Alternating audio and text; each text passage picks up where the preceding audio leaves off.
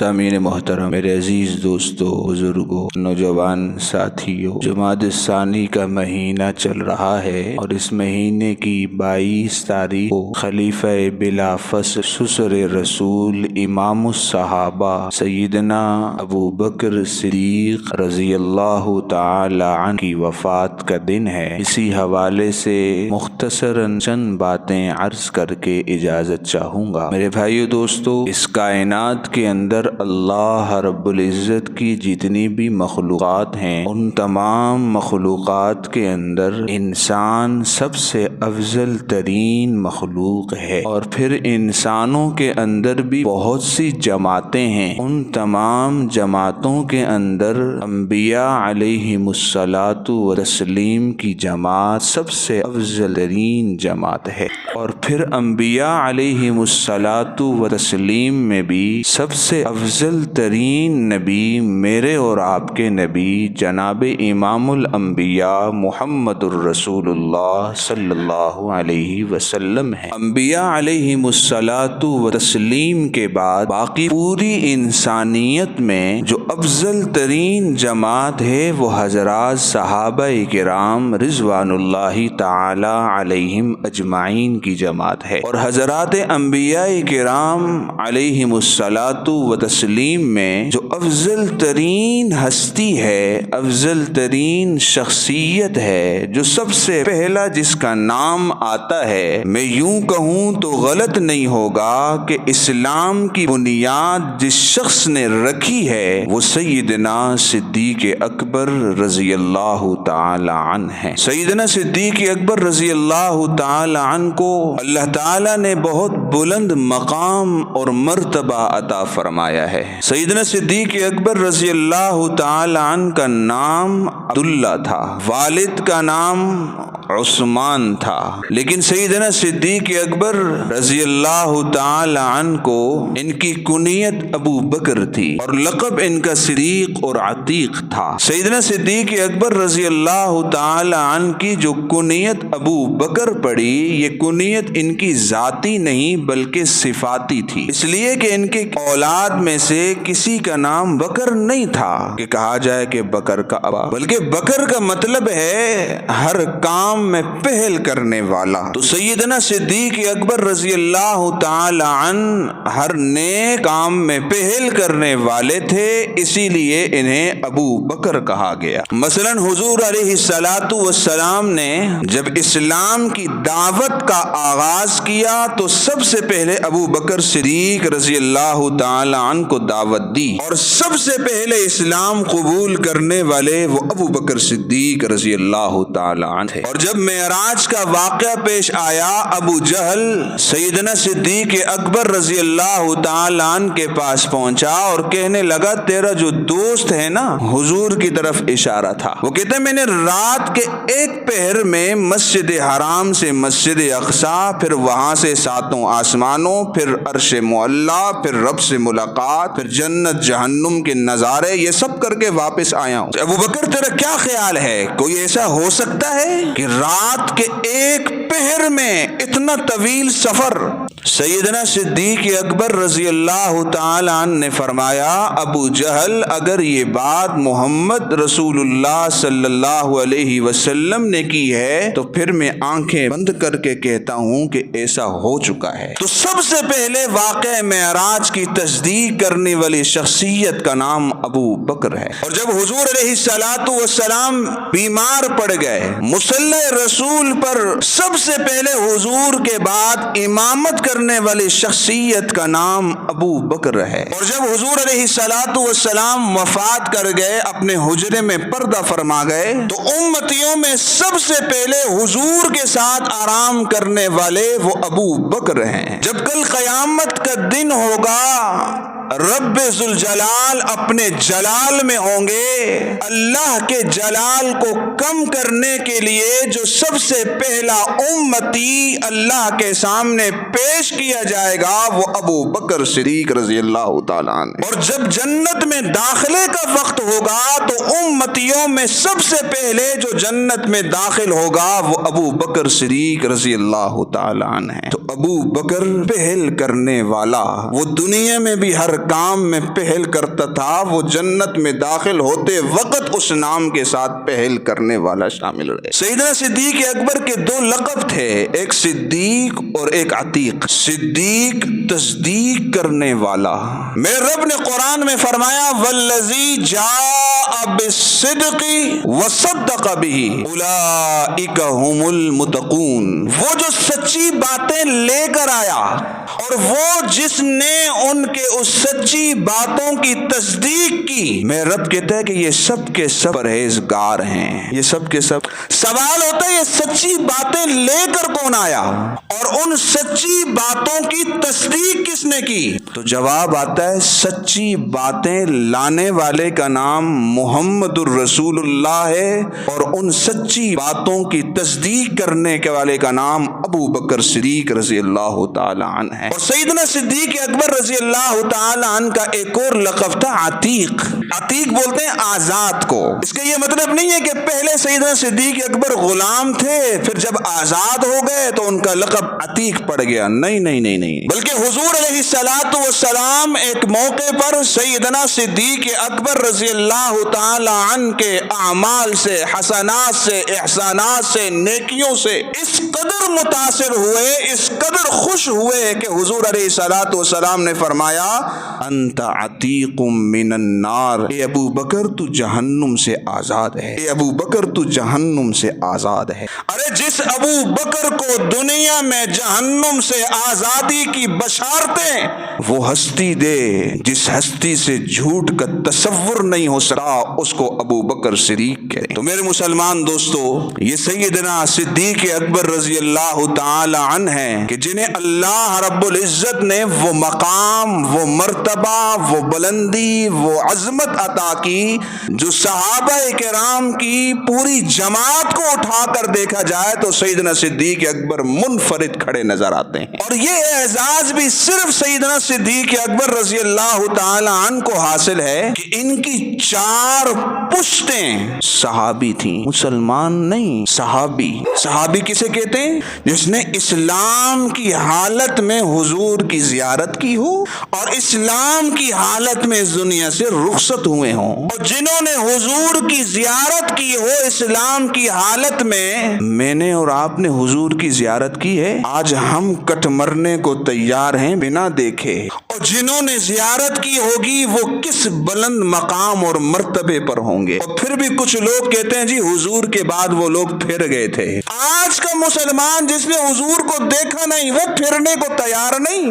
اور جس نے حضور کو دیکھا، حضور کی خاطر جان قربان کی، مال قربان کیا، اولادیں قربان کی، کچھ بے وقوف کہتے ہیں کہ وہ حضور کے جانے کے بعد پھر گئے تھے۔ تو سیدنا صدیق اکبر کی 4 پشتیں صحابی تھیں، والدین بھی صحابی تھے، خود بھی صحابی تھے، 3 بیٹے تینوں صحابی تھے، 3 بیٹیاں تینوں صحابیاں تھیں، ایک تو ام المؤمنین تھی اما عائشہ صدیقہ رضی اللہ تعالی عنہا جن سے حضور کو سب سے زیادہ محبت تھی۔ حضور علیہ الصلوۃ والسلام سے سوال کیا گیا کہ اللہ کے رسول آپ کو سب سے زیادہ محبت کس سے ہے؟ حضور نے فرمایا مجھے سب سے زیادہ محمد عائشہ سے ہے، سب سے زیادہ محبت عائشہ سے۔ فرمایا نہیں اللہ کے رسول آپ کو سب سے زیادہ مردوں میں محبت کس سے ہے؟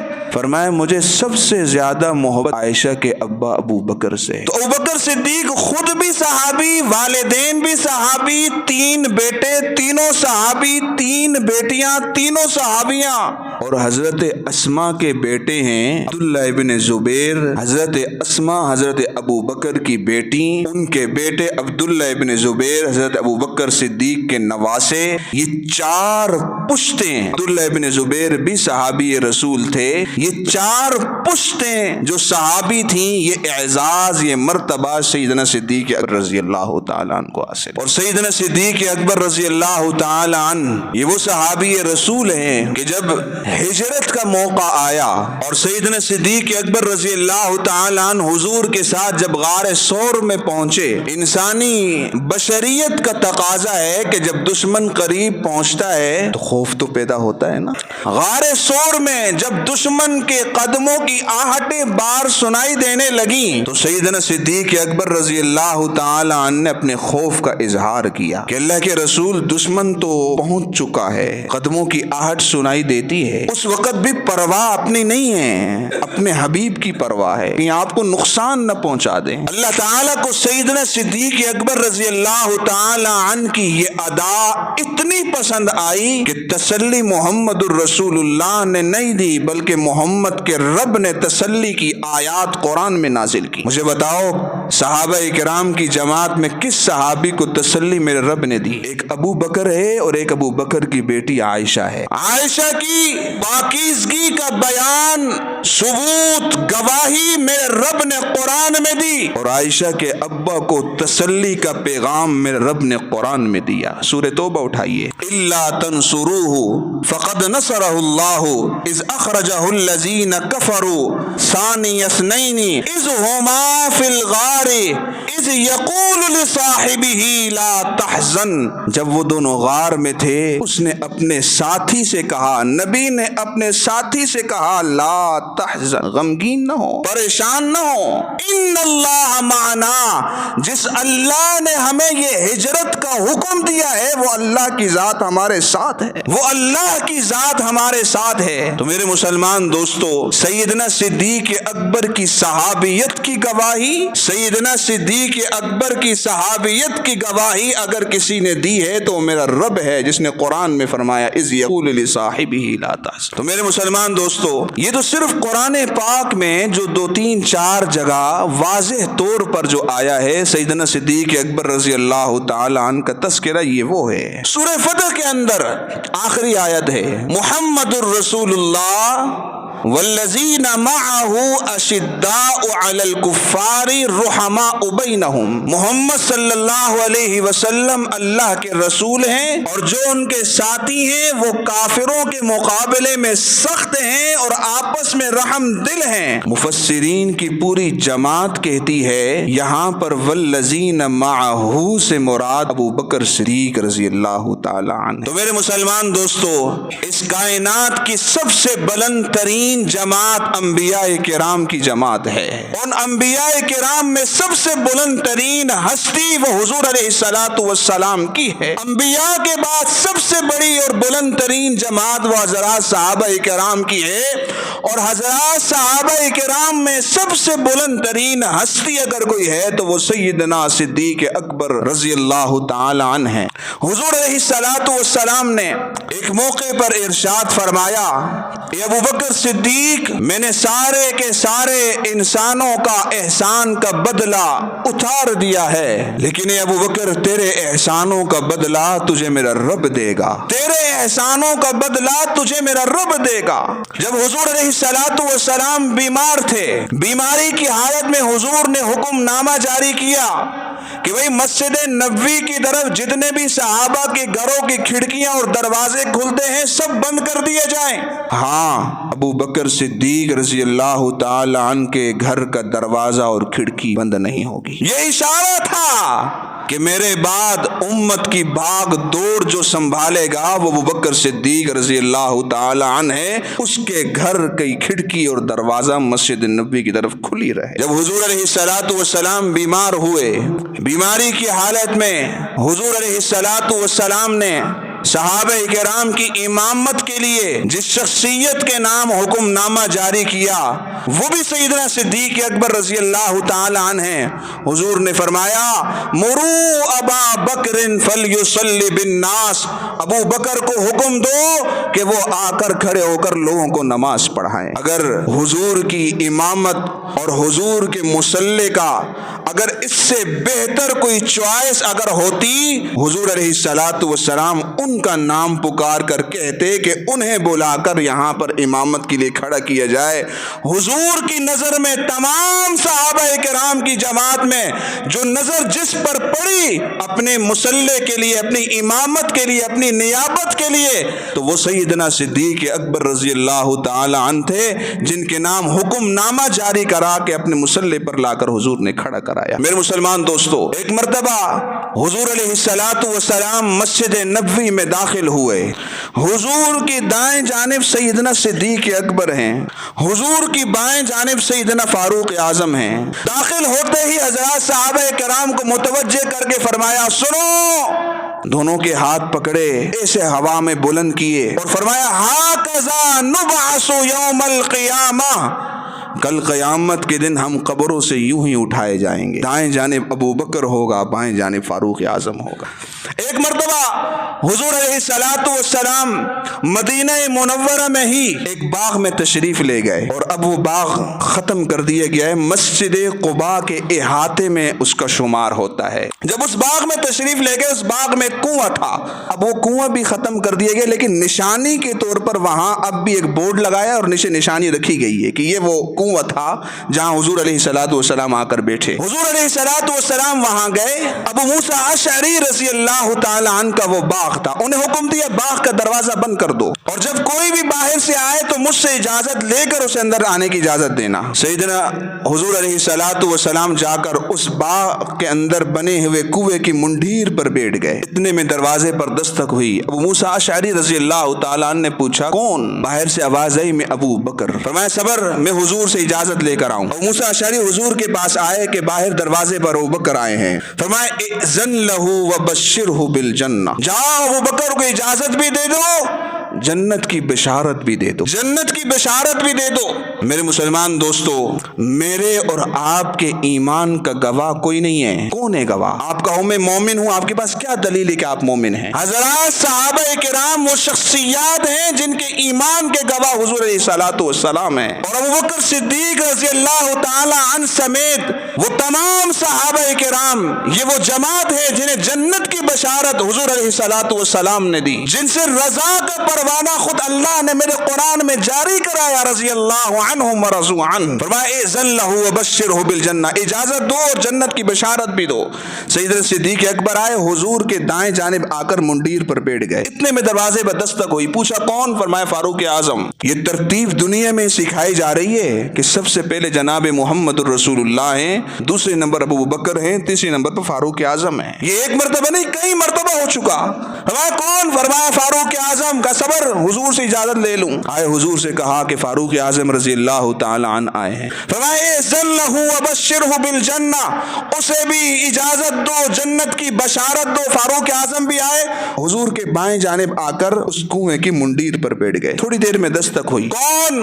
عثمان ابن عفان۔ کا صبر، حضور سے اجازت لے لوں۔ آئے، حضور سے اجازت لی۔ حضور نے فرمایا اذن لہ وبشرہ بالجنہ علی بلوى تصیبہ، اجازت دے دو، جنت کی بشارت دے دو، لیکن کہہ دو تھوڑی بہت تکلیف ہوگی۔ اشارہ تھا عثمان بن عفان کی شہادت کے واقعے کی طرف، تھوڑی بہت تکلیف ہوگی، جنت کی بشارت دے دو۔ سیدنا عثمان ابن عفان آئے، دائیں بائیں جانب تو جگہ تھی نہیں، آ کر سامنے بیٹھ گئے۔ بہت بڑے عالم دین ہیں سعید بن المسیب رحمہ اللہ، فرماتے ہیں میں اس کی تعبیر یوں کرتا ہوں کہ جب حضور کی وفات ہوئی، حضور کی وفات کے بعد حضور کے حجرے میں دائیں جانب ابو بکر صدیق ہیں، بائیں جانب فاروق اعظم ہیں، سامنے جنت البقیع میں سیدنا عثمان ابن عفان رضی اللہ تعالی عنہ مدفون ہیں۔ اور جب کل قیامت کا دن ہوگا تو یہی منظر ہوگا، حضور کے دائیں جانب سے ابو بکر اٹھیں گے، بائیں جانب سے فاروق اعظم اٹھیں گے، اور وہ سامنے جنت البقیع سے سیدنا عثمان ابن عفان رضی اللہ تعالی عنہ اٹھیں گے۔ تو میرے مسلمان دوستو،